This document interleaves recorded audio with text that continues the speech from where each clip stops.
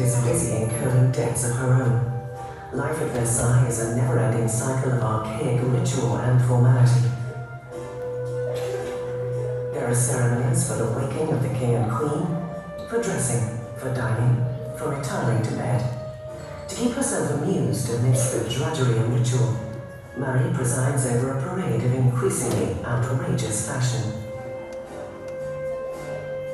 Marie was obsessed with fashion, especially these towering hairdos that were several feet high. It took hours and hours in the construction and fit all sorts of ornaments and fruits, and to many people they seemed like an obscenity. It came to represent what was all that was wrong with her and with Versailles and that culture. Marie occupies herself in court gossip, gambling, and the staging of plays. As her expenses accumulate, Marie earns herself a nickname. Marie is given the name Madame Deficit because the country is in economic chaos, and she continues to spend as if nothing's happened on dresses and jewels and shoes, and she was the Imelda Marcos of her day. In the popular mind, there is perhaps one way in which Marie Antoinette can repay the debt. In the 7 years since their marriage, Louis and Marie have yet to produce a child. Marie was finding herself in an increasingly precarious position.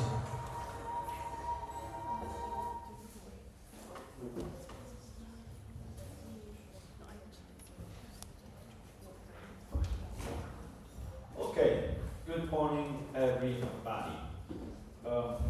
So what we were discussing yesterday is that instead of the final class, April 9, we're gonna do a forum. Forum. Sabrina invented the name, Democracy and Power, a global forum on governance. Very good title, Sabrina, good idea. So next week we're gonna discuss with a few of you how to structure the conference, but the conference we're gonna discuss what? So far, what we have had is democracy. Does it work or does not work?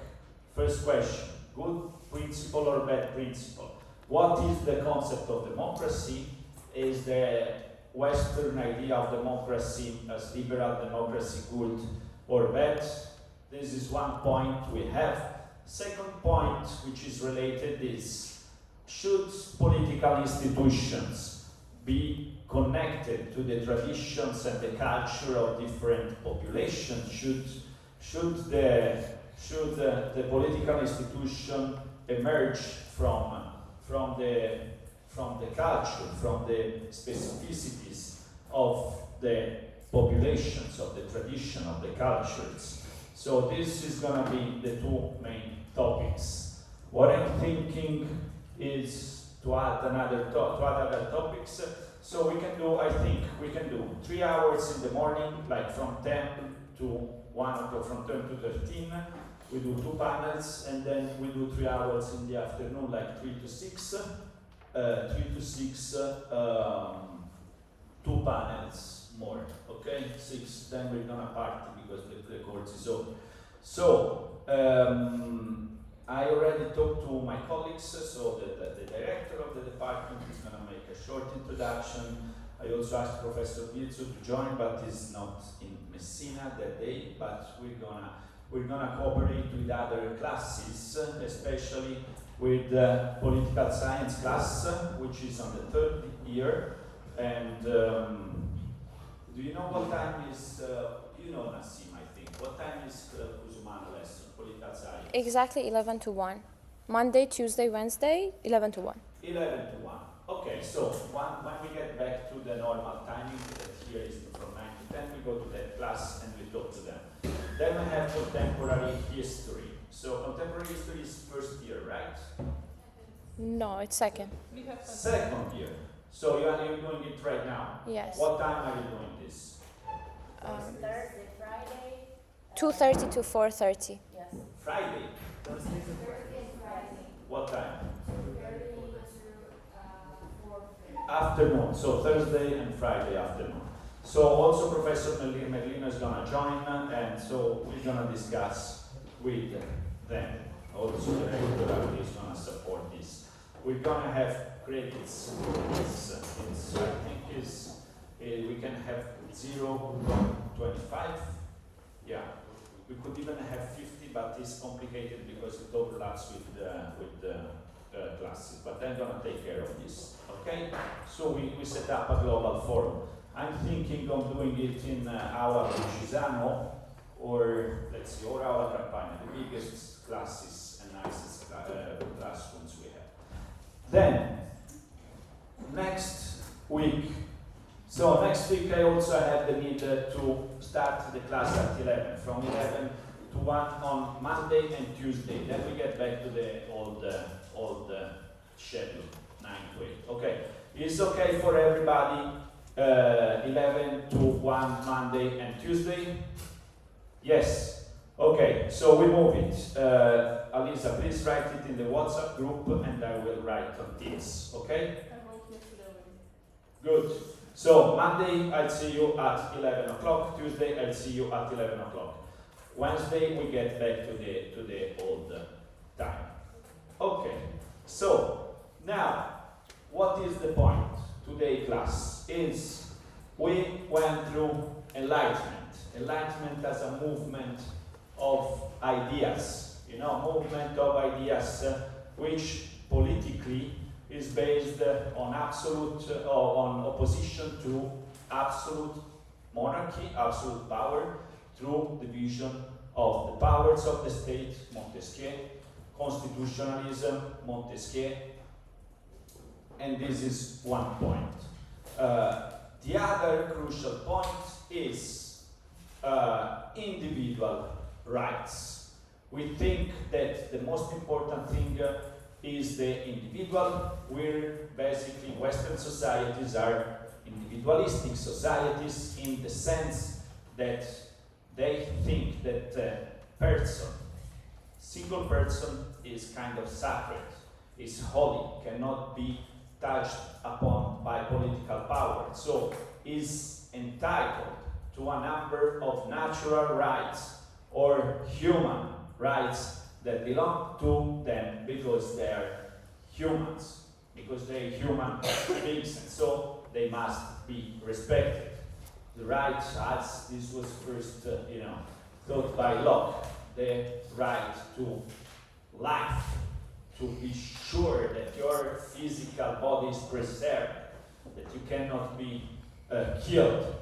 The right to freedom. What is the right to freedom? The right to freedom is the right to act, the right to think whatever you want, the right to the freedom to speech, to say whatever you want, the right to believe in the God you want without being persecuted. And then, the third right for Locke was the right to property, means that you were entitled to own the things that result from your labor, and the American Revolution translated in the right to the pursuit of happiness.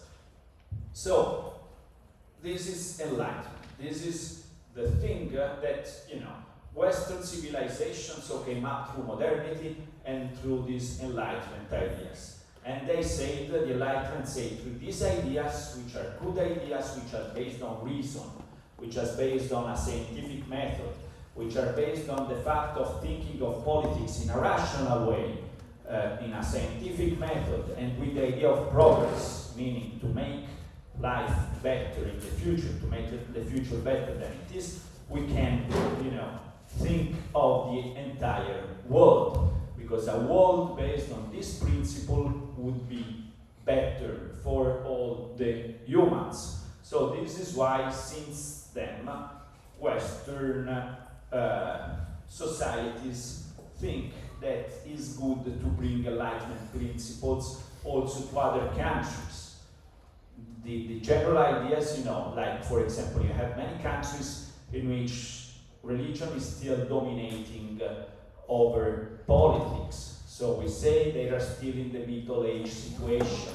We should help them to get into modernity by separating religion from politics, by reducing absolute power, by reducing despotism, by reducing autocracy and promoting the separation of powers, and so on and so forth. So this is, this is the ideas of the Enlightenment. Right now we see a backlash because other civilizations are saying, Western people, you mind your own business. We want to develop as we want. We don't have to go in the same direction as you. Our modernity is not your modernity. So we should be different. And this is a big thing. So Immanuel Kant, German philosopher, founding father of the Enlightenment, he said we have to treat the other human beings as if they were ends and not as means. So we have to think that the other human beings, the person,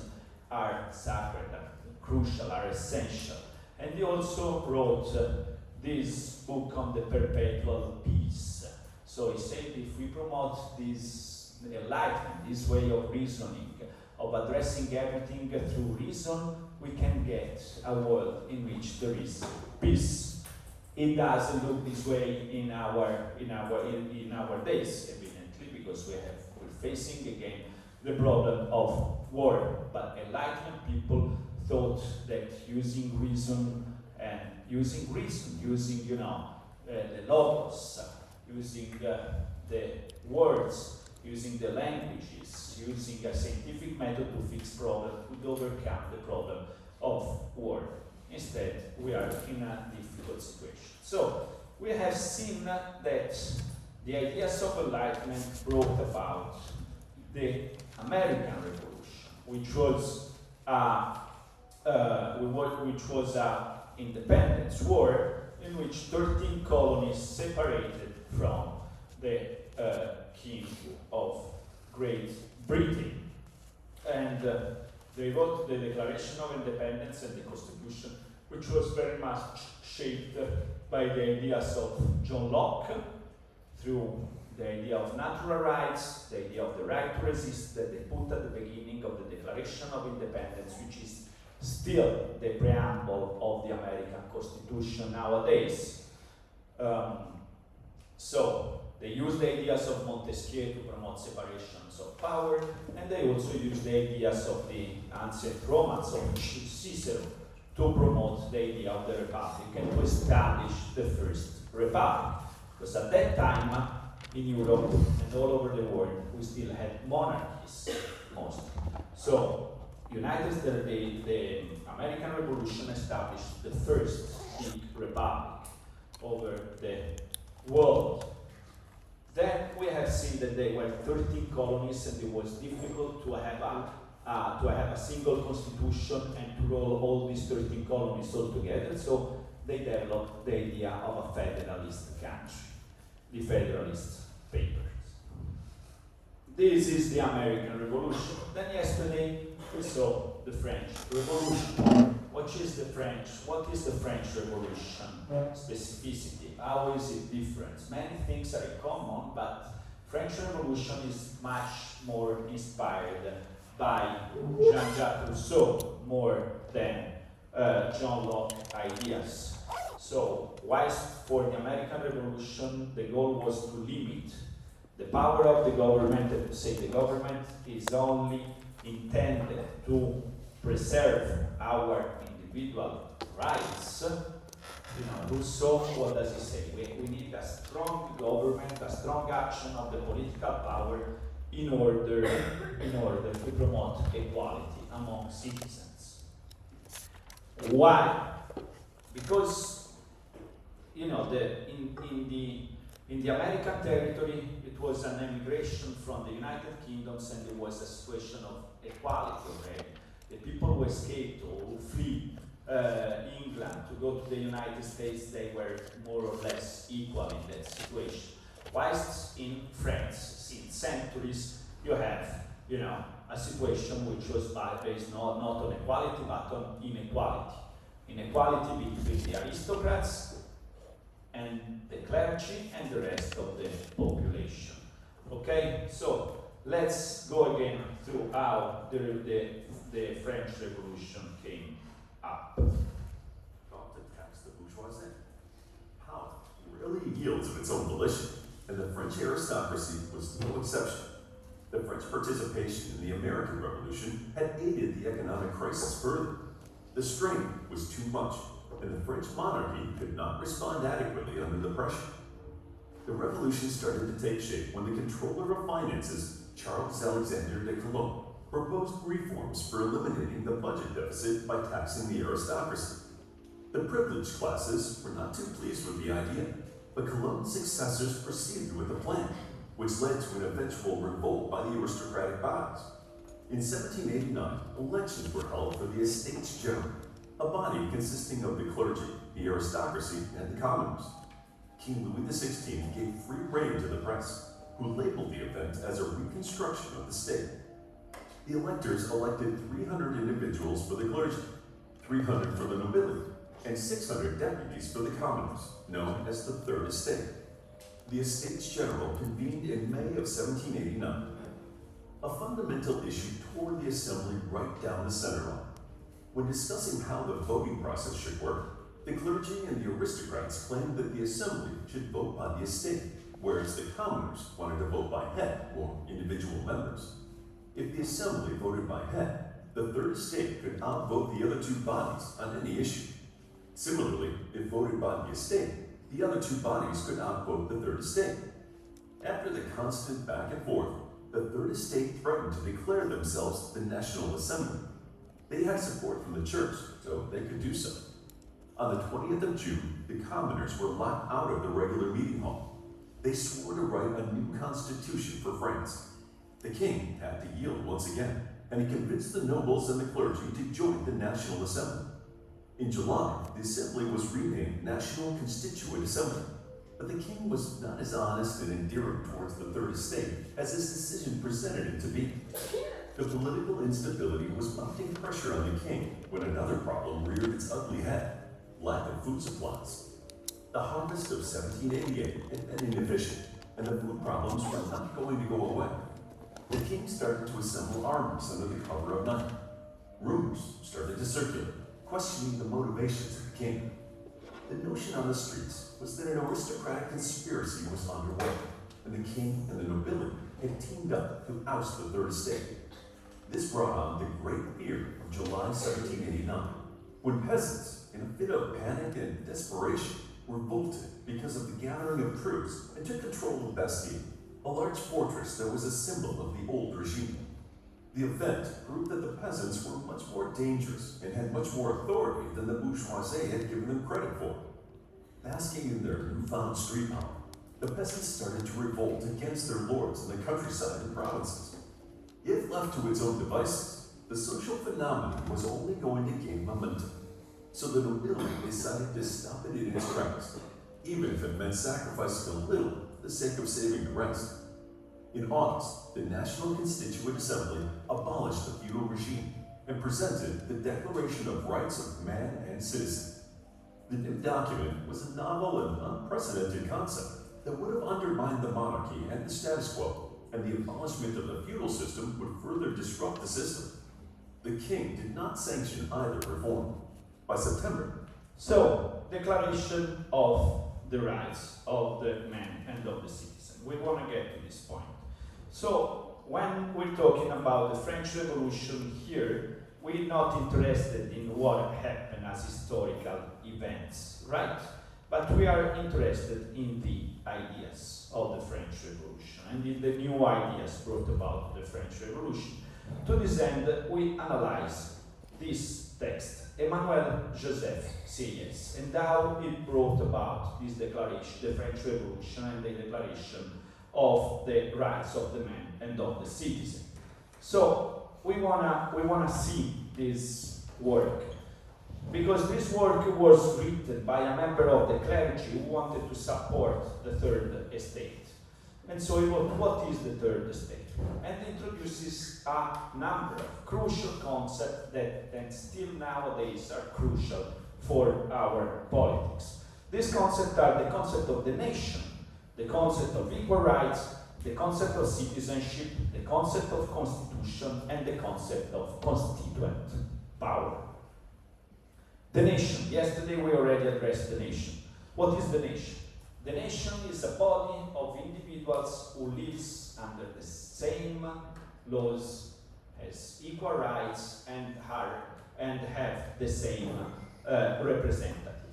So through this idea, he said, okay, so the third estate is a nation, because they are all equal, they have the same representatives and so on. The aristocracy is not a part of the nation, because they have their privilege, they have their representatives, and they're not equal to us. So either they decide that they become equal to us as the third estate, as the bourgeoisie, the workers, and the peasants, or they're not part of the nation, or they cannot join, they cannot join the national assembly. So the nation, from this moment, it comes up the idea that the state must become, the political organization of the nation. The political organization of the nation. And still nowadays, the states are linked to nations. Afterwards, the idea of nation has evolved in more, ethnical thing. Let's say, okay, we're a nation also, we share the same language, we share the same culture, we share the same tradition, so we're a nation. But the idea of nation was born like this. And with the French Revolution, it was born the idea that a nation and the state are linked. The state is the political organization of a nation. So nowadays we think that each nation should have its own state, right? So each nation should have its own state. This is the reason of great turmoils, because in contemporary world we have some populations who consider them to be a nation and not to have a state. Like, for example, make me some examples of nations who don't have a state. Palestine, yes, Palestine, big problem, They say we're a nation, we're Arabs, we have our own language, we were here since centuries, but we don't have our nation because the Jews stole it. So then, other examples. Taiwan. What? Taiwan? Yeah. Taiwan. So Taiwan, same problem, because Taiwan says we're a nation, but China say no, this is a part of China's nation. So right now they have a state, but the China want to make a next to include it. Yeah. So from the French Revolution we think that a nation should have its own state. Like also here in Europe, we have, for example, in Barcelona, the Catalans, they want their own nation. In País Vasco, they want their own nation. So sometimes they agree to say, we're gonna get autonomy, more autonomy, and so on. Greenland is part of Denmark, right? Okay, tell us about Greenland.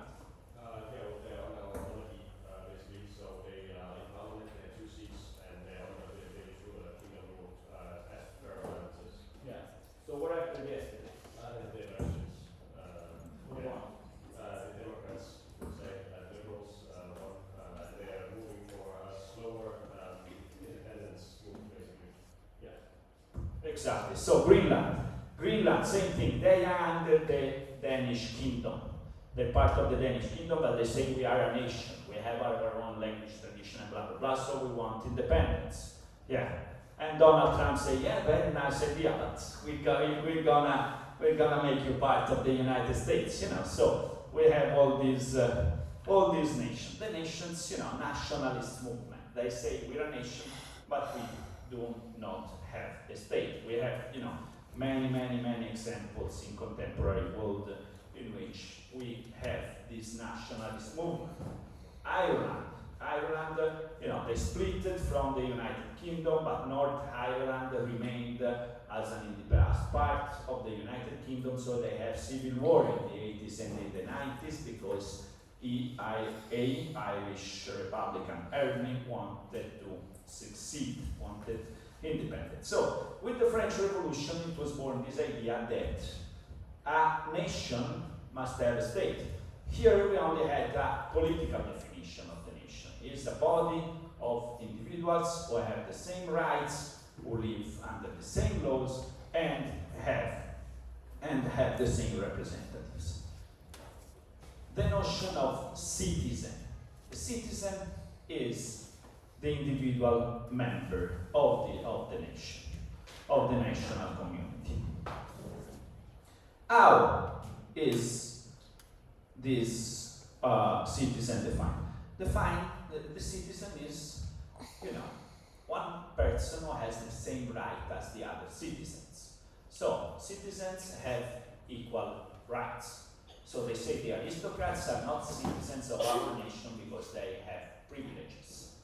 Citizens means equal rights for all citizens. Citizenship means that you have the membership, that you have the card of this nation. You can think of it like a country club. If you join a country club, you have this membership card, which in States we call citizenship, and then you can get into this country club and go to the sauna, use the field to play golf, and so on. Same, you get the nationality or you get citizenship, means that you're a member of a nation, means that you belong to the state, that the state belongs to you, and you get, a bundle of rights. So, the French revolutionaries were obsessed with this idea: we have to grant equal rights to all citizens, because men are born equal. New thing, because for centuries in Europe we thought men are not born equal, because there is aristocracy and there is all the other people, and there is the clergy, there is the God who choose the king, and the king has all these huge descendants of aristocratic people which are born different, and it's not something that you can change. If you're born aristocrat, you will remain aristocrat, unless that the king decides to make you aristocrat tomorrow, like Napoleon did a lot. So, granting equal rights to all citizens. This is the idea of citizenship. This is what the French revolutionaries wanted to do. Which rights? So, citizenship is the bundle of rights. Being members of a nation gives you access to a number of rights. The French revolutionaries were very much focusing on two kinds of rights. Civil rights, equality in front of the law.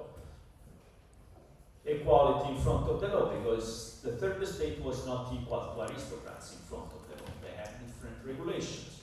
We see that still nowadays, the struggle for civil rights is going on a lot. As we said, in the 20th century, for example, there was the civil movement rights in the United States to say the idea Afro-descendants must be equal in front of the law as, the Anglo-Saxon white Protestant people. The same thing, in South Africa, they had apartheid, different rules for the white colonizers and the native African population. So, civil rights movement. Now, today, we have the civil rights movement about the rights of LGBTQI, plus people who say, yeah, we don't have the same rights, we're not equal in front of the law because we cannot have marriage like heterosexual people. So we want to be equal in front of the law as heterosexuals when it comes to, legacy and marriage and blah, blah, blah, blah, blah, blah. Civil rights. And then political rights. Political rights very important because we say that these people were very much influenced by Rousseau, and Rousseau was obsessed with the legislative power that must be exercised by everybody in order to promote positive freedom. Positive freedom as the freedom to only obey the laws that you have contributed to create by yourself with your direct democracy or through your representatives. So political rights. The suffrage, universal suffrage, which means voting for everybody, and the right to be elected also. So, yeah, political rights. As we said, we consider democracy those systems in which all the citizens have the political right to vote the legislative power, the parliament. So we have these two kind of rights they wanted to introduce. Then next week we will see that the idea of socialism is the idea of promoting a third type of rights, which are the social rights. So the rights of the individual, not in the legal system, not in the political system, but in society. The right to have access to healthcare, education, and all the things that makes you a proper citizen also in society, not only in the legal system and in the political system. So, we have the concept of nation, the concept of citizens and citizenship, the concept of equal rights. And then we have the concept of the constitution, which is already so through Montesquieu. Montesquieu, we know that is the founding father of constitutionalism. So, constitution, very, very, very important. So, CAS said, yeah, so we want to make this new thing. We want to make the third state as a nation in itself, which has citizens, with all these citizens having the same rights and the same representatives and political rights and civil rights, and we want to have this equality. How do we do this? How do we do this? We have to write a constitution. We have to write a constitution. We have to write a constitution in which, the constitution is the law that is above all the powers of the state. It's a constitution which is above the legislative power, the executive power, the judiciary power, and all the powers of the state that has to respect this sovereign law, which is the constitution. They have to obey. This is the rule of law. It means that the powers of the state have to respect the law, cannot violate the law. Even the legislative power, it makes the laws, but it has to comply with the laws that exist. The president cannot violate the law, must comply with the law. So, this is the constitution. We will see that the constitution was a way to enforce the Declaration of Rights, but we'll come afterwards to the Declaration of Rights. Let's focus on the constitution. So right now we have a this is a good reasoning. CAS was pretty smart. So it said, okay, let's make it as a nation. A nation we make it by making citizens with all equal rights, with the same representatives. So we want to make this change. And we do it by writing a constitution. So he said we have to make the General Assembly to write the constitution. The problem is who? If the constitution is the law, which is above everything else, has nothing above him, who has the right to write a constitution? Who is entitled to write the constitution? This is who has the power to write the constitution? Very, very difficult question. This is very, very difficult question. So let's try to understand this question. Who has the right to write the constitution? What do you think? Think also of Jean-Jacques Rousseau. Who has the right to write the constitution? No. Assembly. Yes. The citizens elect the people who's going to write the constitution. So Yeah. basically the people have the power to choose their rights and their laws. Yeah, right. Good. So let's see if we still have the song. So we don't have. Okay, you remember this? The song by Patti Smith. People have the power. So people have the power. People have the power to do what? To write the constitution. This is the point, because you remember that Jean-Jacques Rousseau had a central concept, most important concept in Jean-Jacques Rousseau. Do you remember which was the central concept for Jean-Jacques Rousseau? General will, la volonté générale. La volonté générale du peuple, la volonté générale du peuple a le droit d'écrire une constitution. Donc, the general will of the people has the right to write the constitution.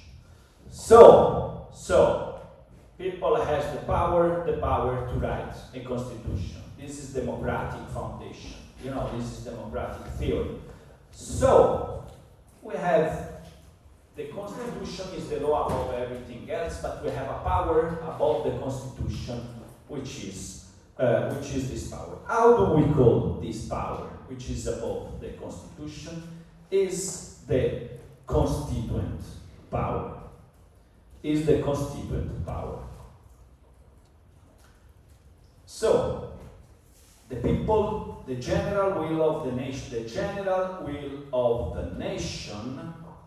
is the only legitimate authority for writing a constitution.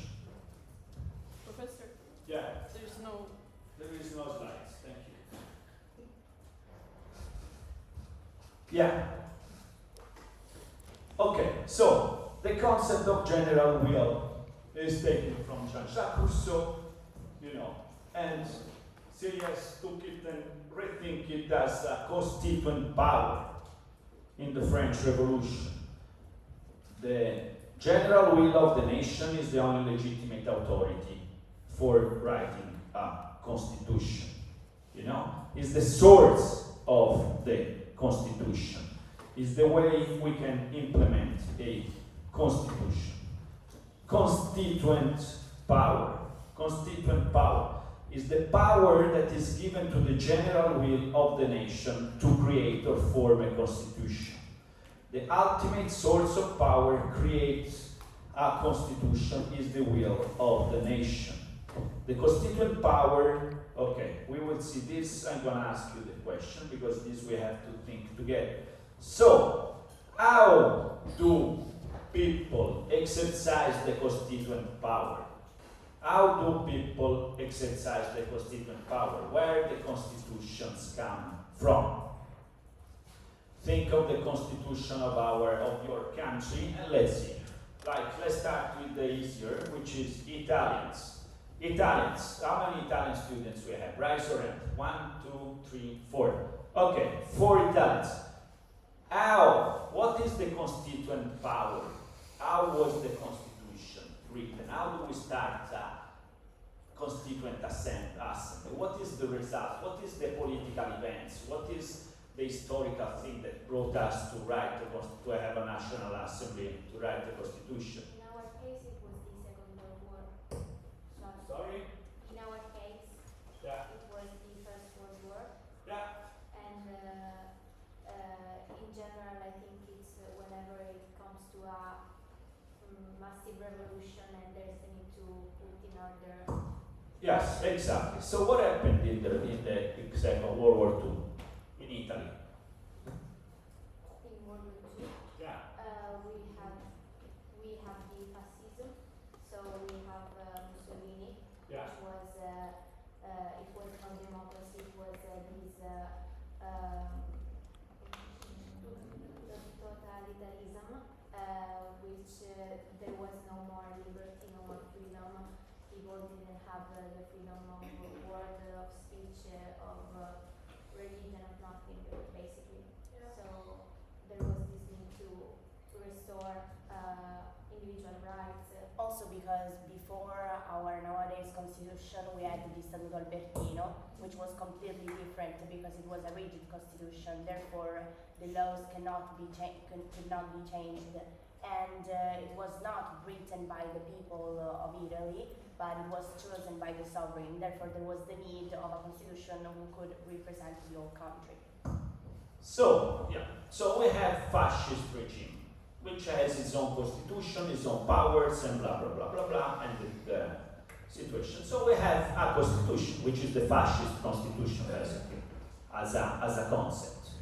So how do we get from the fascist constitution to the constitution we have nowadays? The referendum.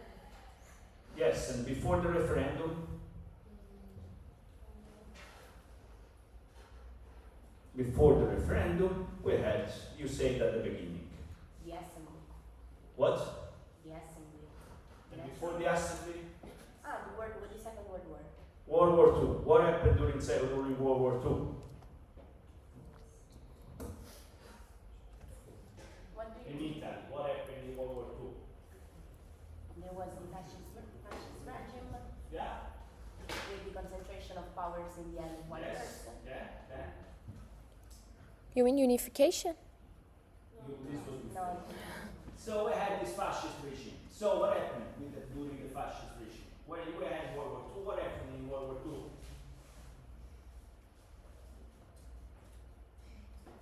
She lost. We lost World War II, right? So what happened? So we had the allies. So United States and Great Britain, they invaded the country and they start fighting against the fascist army. And at the same time, you have the population of Italy who started to revolt and organize themselves as partisans to fight against fascism. Right? So nowadays we say that the Italian constitution is born from what? The Italian constitution is born from La Resistenza, resistance, because there was civil war. So there was a war of people invading this country, and there was the population revolting who made, resistance, and indeed, we say the Italian constitution is born from resistance against fascist regime. So we had a kind of civil war who escaped from the thing. So the constituent power was this upheaval of the population who defeated fascism together with a war of people, entering the country and putting. This is the constituent power. The constituent power was, the population of Italy fighting against fascism. Okay, let's see Vietnam. Vietnam, what is the origin of your constitution? Well, Vietnam started, we don't have a constitution because we was a colonial entity of France, which is technically we have the French constitution as the basis of law in Vietnam. Of current. But the current constitution was written when Ho Chi Minh, the guy who was the leader of the Communist Party, he basically united all of the leftist party in Vietnam to create a constitution based off the Marxist-Leninist ideology, and of course with some change to suit the current situation. Okay, wait. We had a French constitution ruling the country. Yes. How happened that this constitution was Because not ruling anymore? Vietnam declares a war of independence. Independence war is the constituent power. Is people started an independence war against the thing. Well, in the American Revolution, what is the constituent power? Independence war. Okay, let's see other countries. So, what is the origin of the Iranian constitution nowadays? Come on, how many Iranian students we have? Raise your hand. 1, 2, 3, 4, 5. What is the origin of the contemporary constitution nowadays? It's a long story. What If we want to see short one, Islamic Republic. is? Islamic Republic. How was it born? With the revolution. Yeah, 1979 Iranian Revolution. So, constituent power is a civil war, an independence war, a revolution. This is how the general will of the nation express and exercise the constituent power. Usually you change a constitution, you radically change a constitution when there is civil war, revolution or something like this, and say yes, this is how people express the general will, right? Russia. Dissolution of USSR. Yes. So, yeah, Okay, previous. Let's say USSR constitution. revolution, Yeah. Which year? overthrow the empire. Yeah. When? 1917. 1917 Soviet Revolution. Right? So usually the constituent power, the people exercise the constituent power through revolution, civil war, upheaval, independence war, and so on. So constituent power. Constituent power is exercised by civil wars, invasions, struggles for independence, and so forth, and so on. Right? Can be also an invasion. Like, for example, right now, if Russia is gonna conquer all Ukraine, they're gonna make a new constitution, which is the constitution of Russia, because it's gonna become part of Russia. So it can also be, an invasion. Struggles for independence, revolution, civil. This is how the constituent power is exercised.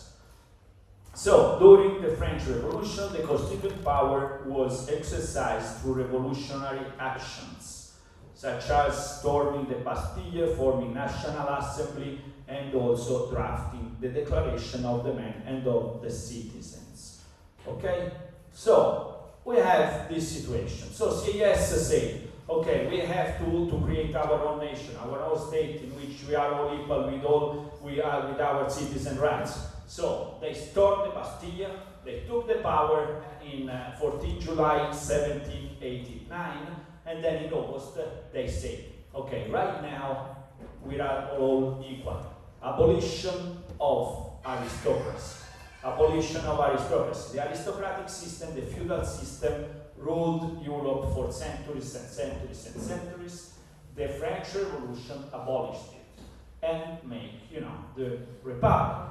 So, what was the point of, how did they do it? They wrote the Declaration of the Right of the Man and of the Citizen.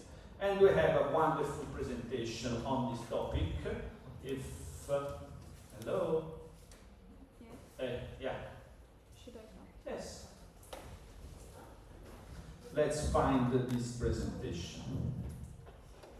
Where is it? Should find. It's on the main screen. It's Okay, Alisa, please have. It's not something about right? the test. Okay, sorry.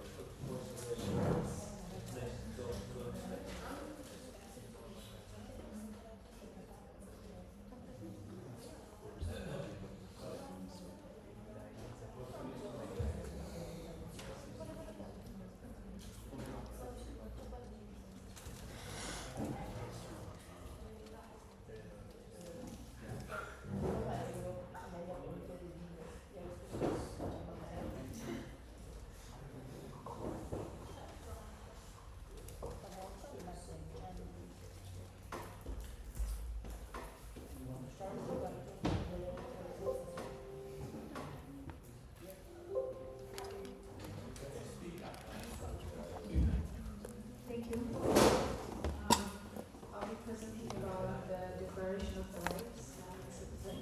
So this is one of the most important documents in French Revolution. So I'll be taking you through its key principles and its political impact, also the other two versions that come after it. So the main one, the original one, is the 1786 one. So to the 1789 one, it was adopted in August, right after the fall of the French monarchy. So we can see a lot of that reflection in the first version of Declaration of Rights. So this shaped modern political thought. So it's a very important document, and it defined universal human rights, the idea of humans have equal rights regardless of their background, socioeconomic status. So, and it was also inspired by Enlightenment ideas, thinkers like John Locke and Montesquieu as well. So there's a lot of reflection that as well. Also, American Revolution has its impact on it. So its key principles are liberty and equality. So all men are born free and equal in rights. Also, sovereignty, the idea of power belongs to people, not the monarchy. By the way, a lot of people don't know, but one of the main institute that was against the idea of Declaration of Rights in French Revolution was the Catholic Church, because it was threatened. The Pope at the time, Pope Pius, was threatened by the idea of the power not belonging to people that were assigned by the divine authority, which was by the Catholic Church. So they had a big right against the Declaration of Right. So with the idea of sovereignty and rule of law and freedom of speech and religion and right existence, this specifically aligns to the version that came second, not the original one. We would probably see it. So the original is also called the 1789 Declaration. It's also called the liberal phase.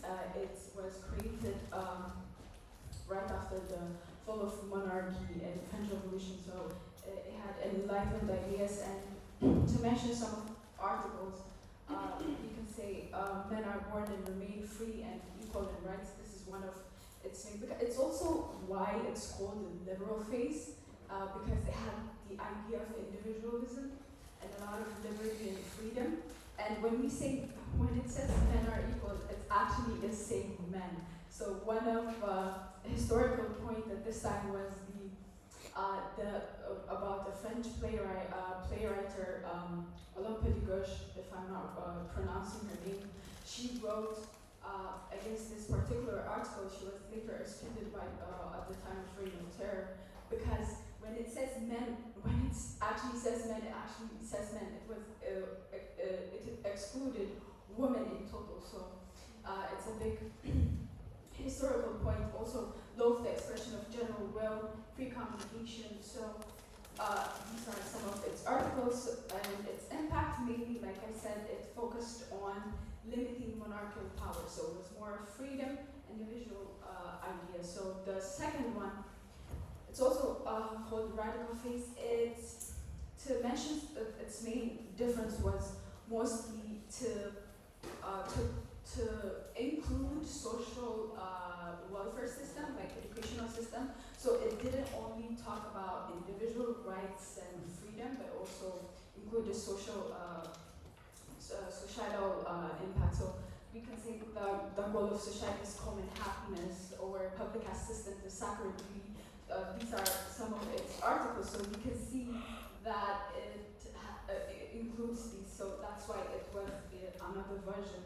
And also, it's one of its main, I think, a milestone of this version was to include rebellion against tyranny. So like I said earlier, this particular version underlines or gives the power to people to rebel against the power or against a powerful entity that was ruling by the time. So it was and the last declaration, it's mainly focuses on moderate phase, and some also call it the republicanism version of it, because it disagrees with the idea of direct democracy. So it more pushes the idea of representativism. So, and also one of its key factors is also including responsibilities right along human rights. So when it says freedom consists in doing whatever does not harm others. So that's one of its articles. So freedom, but also not harming others. And also when it says public expenses, there are it includes rights with responsibility. So one of its main factors is that. So it's as a whole, it had this declaration is one of the most important historical documents. So it had a lot of political thought, impact on political thought. But to mention some, it laid the groundwork for modern democracy and also influenced major political ideologies like liberalism, socialism, and republicanism, respectively, according to the versions. And also inspired, I think, in my opinion, is the most important one, was inspiring international frameworks like the UN's Universal Declaration of Rights. Directly, the UN Declaration of Rights, the 1948 one, is directly descendant to the French Declaration of Rights, so it had a big impact. So, and in conclusion, it's not just a historical document, but also a living idea that still influences human rights and political impact as of now. So, thank you.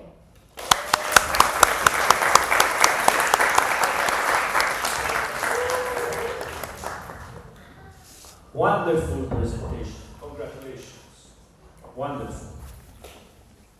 Wonderful. So we have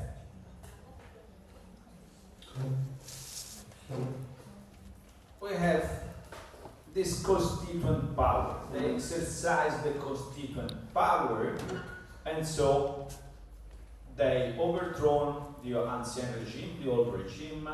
They took power and they abolished aristocracy, and in order to establish the nation, they wrote the Declaration of the Rights of the Man and of the Citizen, and use it as the basis for the Constitution. They wrote the Constitution based on these declarations of right. So what do we have to say? So let's see again. This is very important, so I want to say it again. The major concept you have to remember from the French Revolution is not what happened, how they overthrown the king and so on. You have to remember theoretical, political concepts. The concept of nation, a body of associates that lives under a shared laws and has common representatives. Equal rights, the concept of rights. A right is a right as far as that is equal for all citizens. If a right only applies to certain citizens and not to others, is not a right, but is a privilege. So, equal rights. The individual members of a member of the nation that enjoys these equal rights and duties is the citizen. The Constitution is the law above everything else which establishes the rights of the citizens and the powers of the state. The Constitution is written by the constituent power. Not seen. Yeah. Okay. So these were the main concepts: the nation, equal rights, the citizen, the Constitution, and the constituent power. The right to write the Constitution is the constituent power, which belongs to the general will of the nation. And then, they wrote, they make the revolution and they wrote the declarations of the rights of the man and of the citizens, in three different versions. One was when there was the revolution, one was in 1793 during the most radical phase of the revolution, and one in 1795 in the more moderate part of the revolution. So the Declaration of the Rights of the Man and of the Citizen serves as the basis of Western civilization. After the end of World War II, the United Nations wrote another Universal Declaration of Rights of, not anymore of men, but of human beings, of human rights, because as she rightly said, the rights of men already said it was a right of the men because women were not considered part of the politics. They didn't have voting rights, for example. They were excluded from political rights. So it took, 1 century of civil rights movement of women, to get the political rights and to be fully included into this declaration, which at the beginning was the Declaration of Rights. So if we see the civil rights movement, first of all, had to be a movement of women who fought for their rights, for the civil rights, for the political rights. Then we have the rights of the minority, the Afro-American population. Nowadays we have civil rights about LGBT people and so on. So as we saw, the Declaration of la Déclaration des droits de l'homme et du citoyen was adopted in late August. After they abolished aristocracy, they adopted this Declaration of Rights of the Man and of the Citizen by the Assembly, the National Assembly. So this is a declaration that is grounded in the political ideas of the Enlightenment and of Jean-Jacques Rousseau, we still think that this declaration, that this declaration of the right of the man and of the citizen is the way, to enforce the idea that all human beings are equal and they have to enjoy the same basic rights. So, what happened? What happened? What is the problem of the French Revolution? It was not everything so easy. So easy because we saw that we have three different declarations: 1789, 1793, and 1795. We have different declarations. So actually, the French Revolution started very well, but it didn't end very well. It was seen as a progress. There was this new idea of progress, of improving, and blah blah blah. But it didn't end up in a great way. So let's say the French Revolution was 10 years of complete mess, from 1789 to 1799. And how did that ended up in 1799? How did it end up? We have an historian here, how did it end up? Finished of the French Revolution. How did they finish?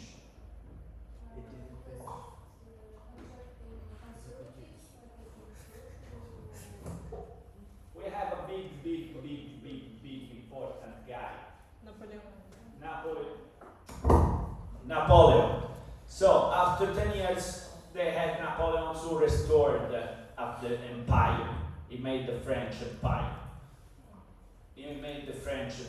So why?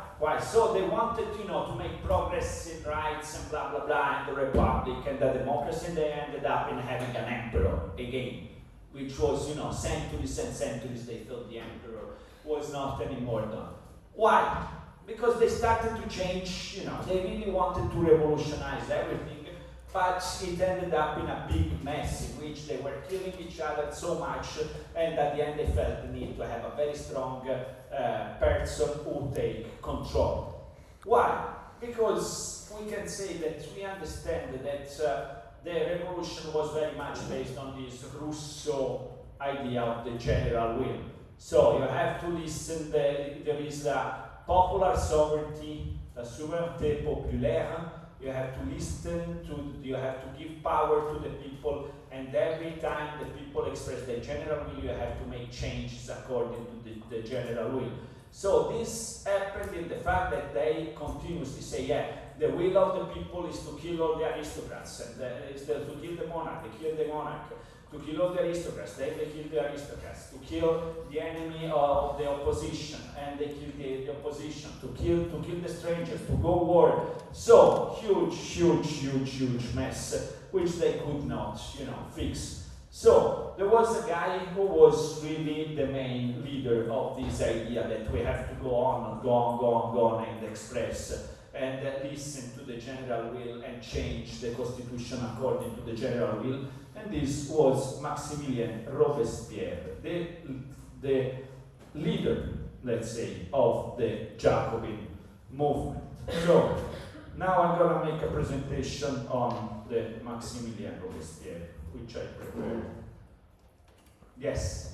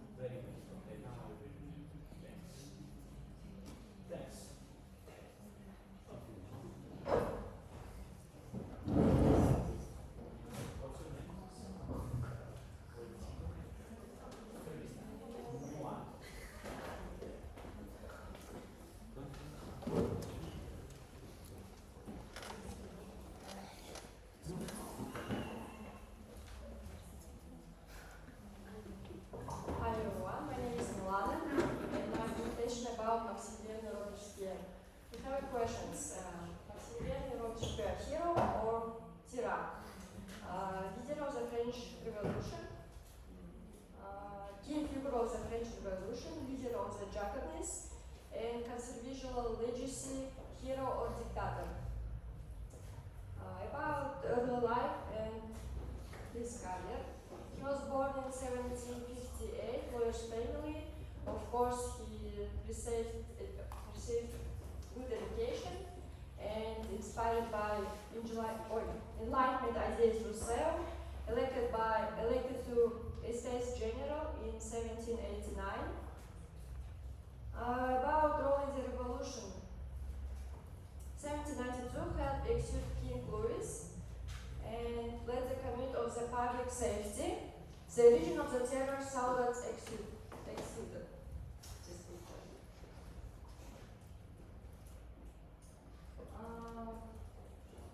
In 1794, overthrow and arrest Knights of Thermidor, executed by guillotine in July 28, 1794.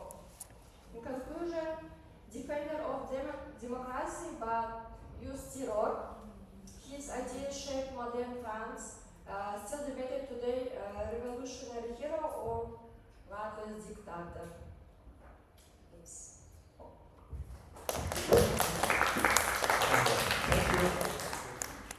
So, yeah, the problem, really this guy, Maximilian Robespierre, was obsessed with general will, which is a good principle, but how can you recognize, how can you fix, how can you rule general will? So, this was, a kind of problem. So, the French Revolution is much more profound politically than the American Revolution, but it took a lot of time then to become reality, because they have three different constitutions, they have three different declarations of rights, and then there was such a big mess. It was kind of civil war, and so Napoleon took power and reestablished the empire. He established a French empire which was based on Enlightenment principles, So it was kind of contradictory figures. So he said, yeah, we have made great principles, so I will conquer the entire Europe and make all these new principles as new. So actually what happened with Napoleon? Napoleon took power in France and then he started to conquer all Europe. Like, for example, he also conquered Italy, invaded Italy, he conquered Italy, but he brought to Italy for the first time the new principles of positive law, constitutionalism, the new ideas of rights. So he brought progress in Europe because he conquered all Europe. Then he had a bad idea. You should never have this idea because everybody who did it in history fucked up completely. What was the bad idea you never should do if you become an emperor? Conquer the whole world. Especially which part of the world? Russia. I mean, don't go to Russia. Napoleon fucked up and Hitler fucked up. He entered Russia and the Russians say, okay, come on. Then winter came and they got completely fucked. So you don't want to conquer Russia. If you play Risico, you don't want to take Russia because it's too big, it's too cold, and Russians are very, very good in fighting. So they defeated Napoleon, just like Hitler. Hitler, all the scum, blah, blah. They beat it then up. So, the poor Zelensky is facing a kind of similar problem right now. So he went to Russia, he was defeated, but it was an empire started to spread the principle of the French Revolution all over Europe by conquering the thing. So somehow it was an emperor, but somehow Napoleon made up progressive politics. This progressive politics was based on the new principle of Enlightenment. So the Enlightenment means we have to think through reason. We have to think of politics through reason. We have to make positive law. We have to make new legislation. So Napoleon was the person who wrote the code, the civil code, the penal code, this principle. So the fact that laws must be written clearly and everybody must be able to understand the law and that the laws must be equal for all because Napoleon believed in equality somehow. So they brought it all over Europe. The principles of the French Revolution. Then he invaded the Russian Empire which was very conservative. It was very based on the Christian principle of the Orthodox Church and so on. It was defeated, and they came up back, and they defeated Napoleon, and they defeated the French Revolution. And this phase of history is called the Restoration. The Restoration, we're interested in this thing that happened after the French Revolution as a reaction of the French Revolution, because it's the birth of another political ideology we want to introduce today shortly. Conservatism. So, you remember that at the beginning of the French Revolution, I said, the French Revolution changed the meaning of the word revolution, because before revolution meant revolver, meant getting back to the point of origin in which, in which the history was organized. So during the Middle Ages, we had a cyclical conception of time, meant that we were sure that, some time history events repeated themselves and get back to the point of origin. Revolution, with the French Revolution, this word change meaning and means, introducing something new, going forward. The conception of history changed and becomes like a line through this notion of progress. The notion of progress introduced by the Enlightenment. The notion of progress introduced by the Enlightenment was the idea that you can change society for the better, that you can introduce political innovations, that the goal of politics is to look forward in order to ensure progress. Central concept, progress. You have progressive politics. You have progressive politics, which means we have to apply reason, science, and all our effort to change society for the better, and which we call this changing society for the better progress. And the French Revolution was the quintessence of this idea that we can really change everything, transform everything, make a new thing, make a new constitution, make new rights, make new things, and even change the human nature through new constitution, through new political institutions. So, against this movement, against this political transformation brought by the Enlightenment and the French Revolution, a few thinkers started to develop the political ideology of conservatism, like de Maistre and Burke, for example. Professor, Yes. but how does the conservatism justify the preservation of power while adopting to the necessity of change? Necessity of change. Yeah, they said we can change a little bit. We can change a little bit. But this change must be slow, progressive, and instead of focusing on this change, we have to focus on the respect of our tradition. So, the good things are not in the future. The good thing we have to see in the past. We have traditions, we have beliefs, we have the past, we have our traditions, and, we have to stick with this. So we can say that in a broad sense, conservatism is something that always exists. There are people who feel more comfortable in sticking with the traditions, in respecting the values that they have inherited from their ancestors. Right? There is an instinctive human fear of changes. So conservatism is supporting this. It's a general approach, right? But politically,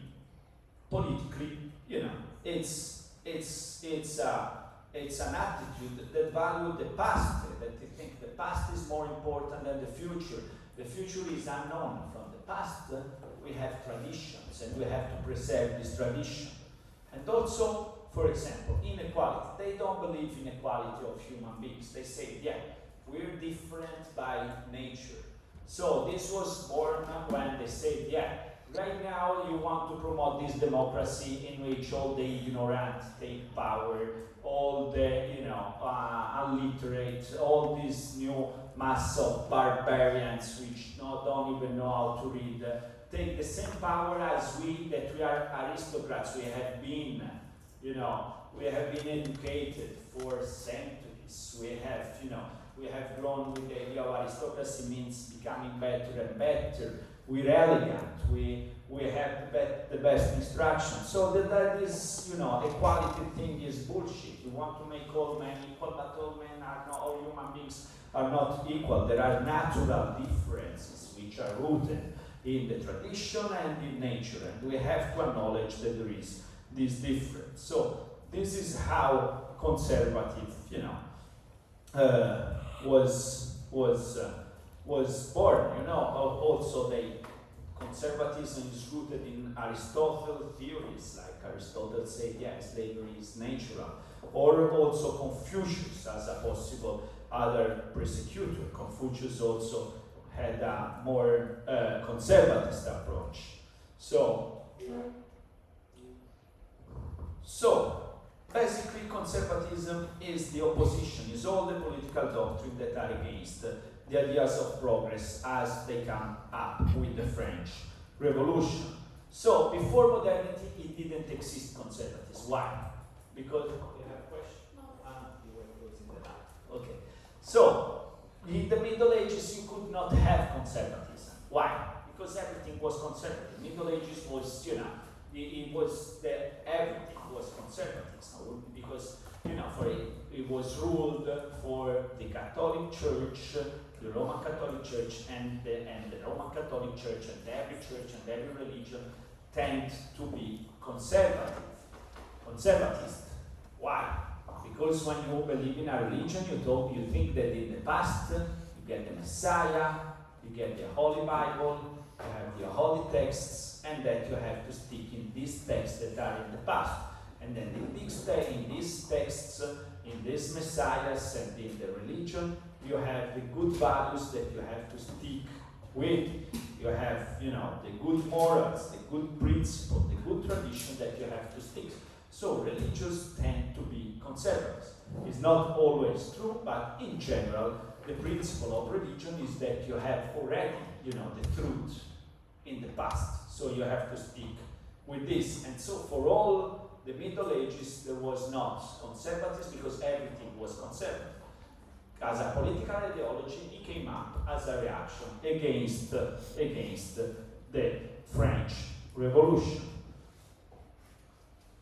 So, as I said, conservatism is kind of opposite to equality, because it comes up from those who were preserving, who were defending the structure, the aristocratic structure of society, in which they say, yeah, we have aristocracy because this aristocracy is based on natural differences that we have between human beings. So the idea of equality is just a utopia, is hypocritical. There is this natural difference that we have to preserve, and we have to reflect in different rights and privileges. So we also have a presentation right before I go on with this book. Do we have conservatism today? Yes. You want to do it? Yeah. Why not? Why not? Conservatism. Yay! Works. Very lucky. So what's your name? Simona, where are you from? I know, but just to make sure, where do you live? So right now. Yeah, no, where have you lived so far? I grew up in Prague, in the capital, and then I lived in Denmark for a few years, And then Messina. Good luck. Thank you very much.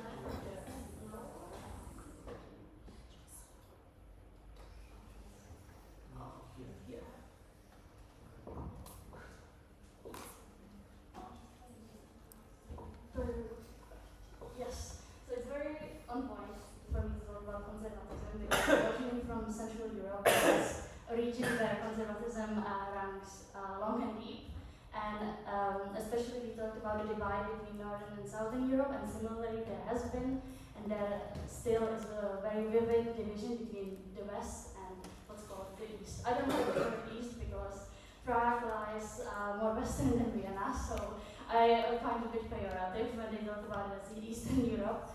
But the point is that basically the area, and especially the what's called the Visegrad Four, which is Czech Republic, Slovakia, Poland, and Hungary, were often called the Bad Boys Club of Europe because of its conservative principles. It's Hungary, Poland, Slovakia, and Czech Republic. Why they Well, that's a good question. Of course, it has to do something with the past because of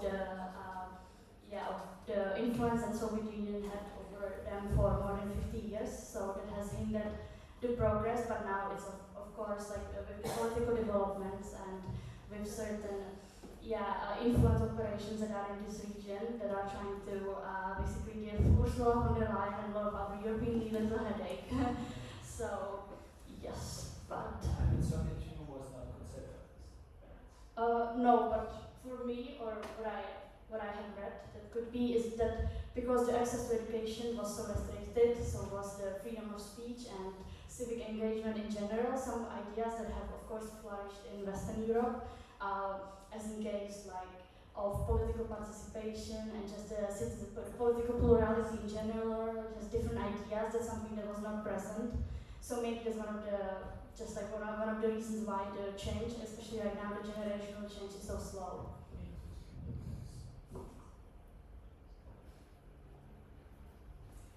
Yes. Perfect. So I made a little synthesis of the reading we had, the professor uploaded on Microsoft Teams by Noel O'Sullivan, where he basically says that although we consider Edmund Burke as a conservatism and being a conservative was not a part of the political vocabulary at the time, because it was first used by a French writer, a very important romantic writer. I think it's pronounced Chateaubriand, but that's for the French-speaking ones. When he issued a journal in opposition what he called the spread of the new politics.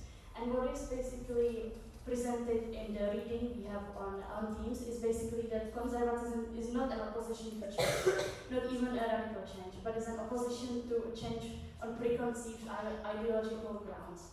So what we also see nowadays is that usually conservatism is an opposition to certain changes which are done on ideological grounds. So even when it comes to democracy, liberalism, socialism, or what they call nowadays neo-Marxism. So in that way, it differs.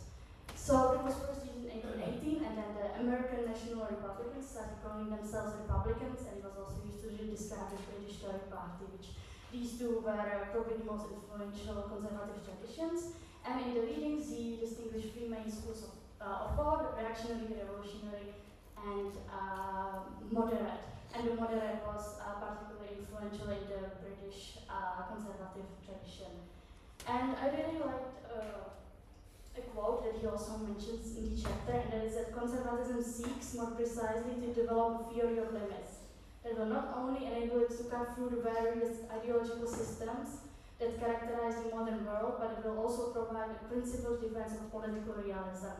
So, of course, there is a connection with the Aristotelian thought, and as we talked about that, basically they argue that the oppositions and dualities are at the heart of our human condition, that the oppositions are very natural between humanity and nature, between the individual and the society, between the governor and the governed, between those with property and those without. These are natural and they will always be there, and to basically think of trying to unify them completely is very utopian in that way.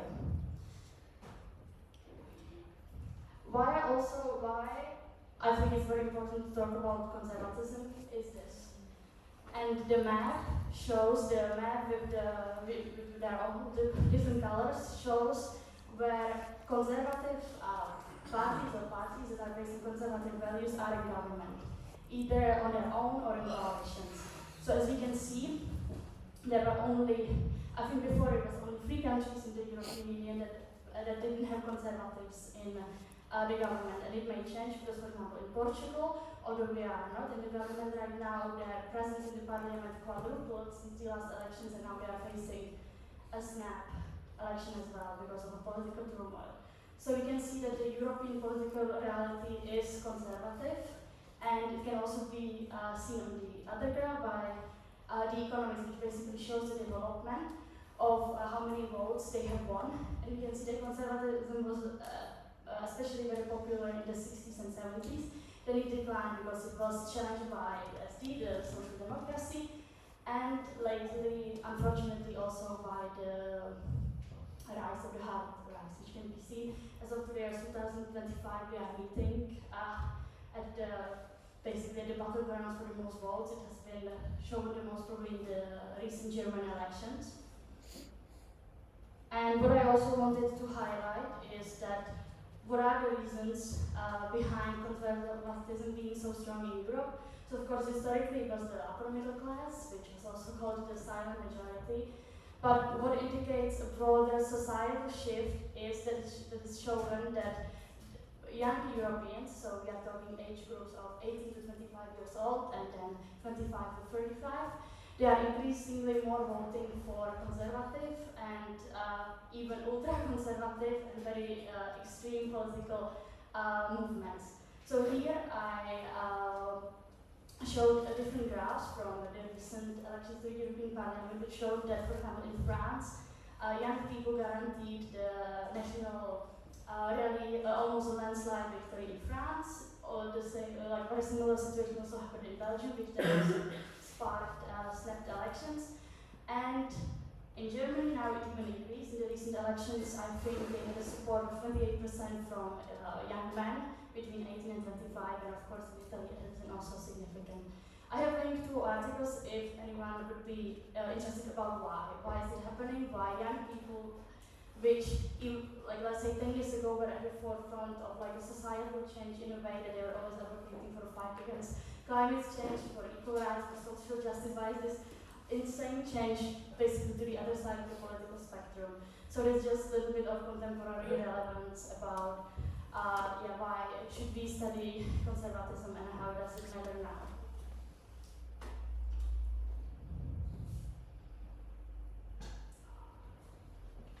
Okay, but let's get back to Edmund Burke, who is the founding father. He was born in Ireland, but he was a member of the British Parliament. He was an 18th century Whig who supported the revolution of 1688 and was therefore committed, like his fellow Whigs, to defending the balanced constitution which it had created. So the Whig roots of British conservatism explain their commitments to limited politics, limited government, which is shared with liberalism. So although he advocated for ideas and institutions that later became central to conservative ideologies, he also held many positions that conservative nowadays would reject, such as supporting the American Revolution or the Irish independence from Great Britain. He also, funnily enough, he hated some of the Enlightenment thinkers. He personally despised both Jean-Claude Rousseau and Voltaire because of their stance towards religion, and he lived in a very revolutionary era with this rise of capitalism, great industrialization and urbanization of Great Britain. So that was sort of the context that he lived in.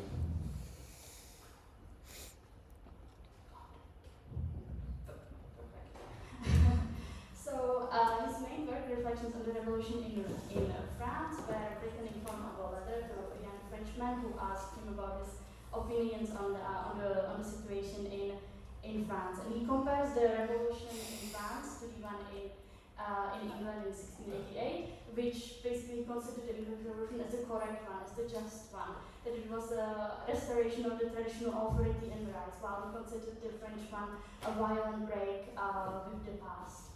And then I included a quote which is by Metternich, which was then a bit later, but it says, "When France sneezes, the rest of Europe which is appalled," which basically highlights the let's say the British anxiety that the revolutionary spirit might spread across the channel. And now we can read some quotes from the reflections.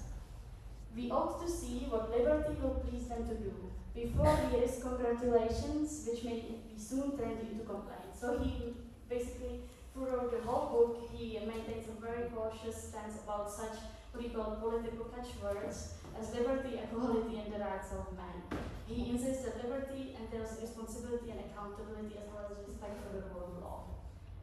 And what is the use of discussing a man's abstract right to food or to medicine? Call in the aid of the farmer and the physician rather than the professor of metaphysics. So here again, he emphasizes his skeptical approach to abstractions such as the right of man, and he steers clear of all abstract and theoretical language and rather prioritizes pragmatic, concrete appeals to experience. Perfect. And the last ones. It is with infinite caution that any man ought to venture upon pulling down an edifice which has answered in a tolerable degree for ages the common purposes of society or on building it up again. So here it's again that we must be very careful when, or like the revolutionaries, when they dismantle or reconstruct governmental frameworks, because for Burke, government is an intricate, fragile structure despite its inherent practicality. So basically, the implication is that the revolutionaries in France have utterly ignored the fundamental truths about government, about its fragility. And man is by his constitution a religious animal, that atheism is against not only our reason, but our instincts, and it cannot prevail long. So this is one of the reasons why he hated Enlightenment thinkers, because he believed that religion was an indispensable ally of the government, and he supported the existence of the established church in England. People will not look forward to posterity who have never looked backward to their ancestors. So here it's the importance of tradition and historical continuity, that those who ignore their past cannot effectively plan for the future. And last one, a state without the means of some change is without the means of its own preservation. So that change is necessary for a state's survival, but it must be gradual and rooted in tradition rather than radical or archaic.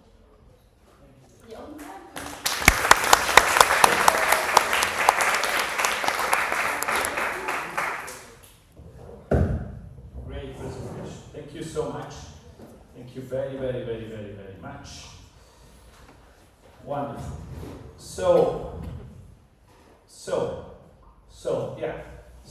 Burke. So yeah, we had this French Revolution changed everything, tried to change everything. So we had a kind of reaction of a number of thinkers, especially Bonald, De Maistre, and Burke, which say we started to establish a conservatist ideology, conservatist political theory as a reaction against the French Revolution. Burke is very interesting because it's kind of moderate. It's moderate. It's not that he said, "Oh, I have to stick with it." It's moderate because, for example, we only looked at the American Revolution and French Revolution, but actually 100 years before we had the English Revolution. Why we don't study the English Revolution? Because it's boring. It's boring, nothing happened. I mean, they found a compromise. They said, okay, with the parliament, we want the power against the aristocrats, the monarchs, and so on. And then there was the queen and blah.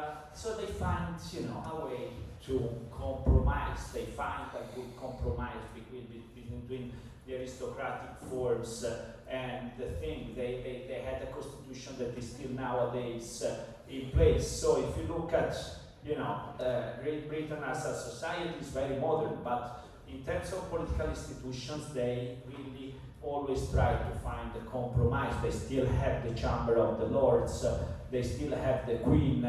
Formally, for example, when you buy a house, when you buy a land in Great Britain, it's not that you buy a land, you're borrowing this land from the king or the queen because it belongs to the king or to the queen. So it was, kind of revolution, but moderate revolution, which you didn't change too much. So Burke liked, this idea that, you can change things progressively, slowly, and so on. So when he looked at what happened in France, he said, oh my God, these guys, why? So Enlightenment, he looked at the Enlightenment, all these people were hating and say, religion is bullshit, we have to apply reason, we have to improve through science and blah, blah, blah. And Burke would say, come on. We have for for centuries and centuries and centuries, all men all over the world, they have that religion. So religion is part of ourself. We cannot, just overcome religion by replacing with science and things. Let's be, a little bit more moderate. And then you say, all men are equal. Because French people, they really want to change everything, and they think the ideas can change the nature of humans and so on. The Anglo-Saxons are more, they have a different pragmatist approach. Indeed, they have more into liberalism, which say, okay, the state mind their own business, we mind our own business.